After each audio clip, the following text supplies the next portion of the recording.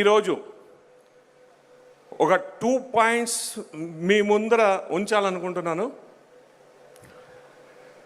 ప్రస్తుతం ఈ కాలంలో ఈ మధ్య మనం గమనిస్తూ ఉన్నాం, ఒక స్పెషల్ వర్డ్ అవతలకు వస్తుంది. మనం అంటే ఎక్కడ కూడా ఆ సబ్జెక్టు కానీ ఇది కానీ లేదంటే ఒక ప్రాక్టీసో ఫ్యాషనో లేదో ఇంకొకరితో వేరే ఎన్కరేజ్ చేయాలో డిస్కరేజ్ చేయాలో జనరల్గా ఒక వర్డ్ యూజ్ చేస్తున్నారు, that is Gen Z. Gen Alpha ఇవన్నీను సహా మనము కొత్తగా వింటున్నాం. కాకపోతే నేను ఈరోజు చెప్తున్నా, Gen multi is megastar Chiranjeevi garu. ఏ జనరేషన్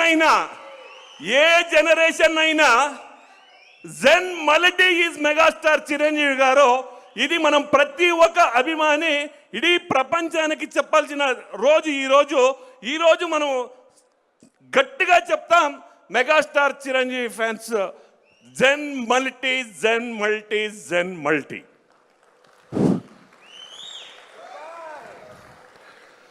చిరంజీవి గారు, చిరంజీవి ఆ వర్డ్ ఉంది కదా, ఆ నేమ్ ఉంది కదా, చిరంజీవి అనే అది ఒక నేమ్ కాదు.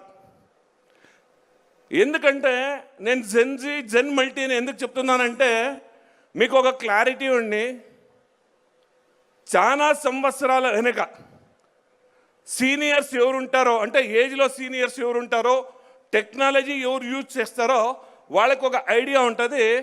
పేజర్ వచ్చేక మొదలు, మొబైల్ వచ్చేక మొదలు, పేజర్ వచ్చేక మొదలు మనం క్యాసియో డిజిటల్ డైరీ యూజ్ చేస్తుంటే దాంట్లో మనం ఏం చేస్తుంటే 256 ఫోన్ నెంబర్స్ని సేవ్ చేసుకుంటా ఉంటుంది. దాంట్లో ఏదన్నా ఒక మెసేజెస్ కావలిస్తే మనం సేవ్ చేసుకుంటా ఉంటుంది. ఒకరోజు చిరంజీవి గారిని మాట్లాడేటప్పుడు ఒక షూటింగ్లో మేమున్నాం, మాట్లాడుతుంటే ఆ క్యాసియో రింగ్ అయింది, సౌండ్ అయితే టక్కని సార్ చూశారు, ఒక మెసేజ్ సార్ అంటే హింట్ ఇచ్చింది. ఇమ్మీడియట్గా పక్కలో ఉన్న ఒక ఆయన్ని పిలిచి సార్ చెప్తున్నారు, మన వంట మనిషి ఇంట్లో మ్యారేజ్ జరుగుతుంది, ఆ మ్యారేజ్కి డబ్బు పంపించండి అనిందే.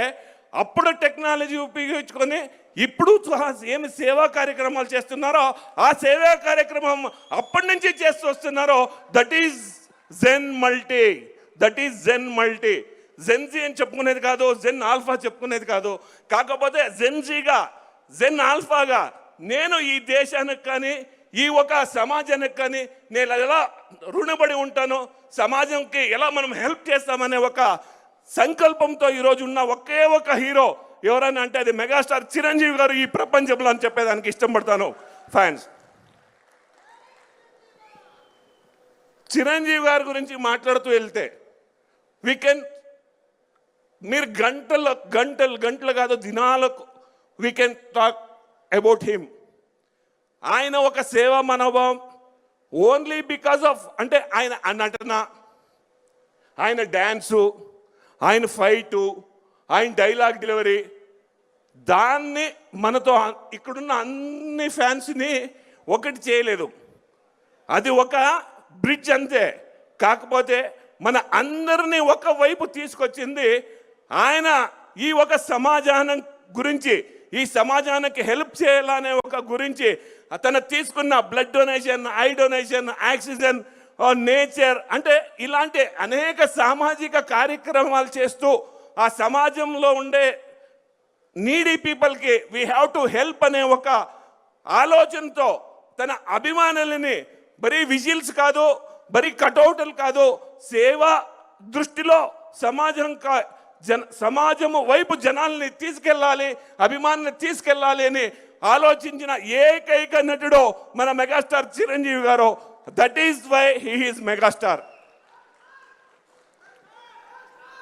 లాస్ట్లో చాలా టైం తీసుకోకూడదు, సో జస్ట్ ఒకే ఒకటి చెప్పి నేను క్లోజ్ చేస్తాను. చిరంజీవి గారికి అభిమానులు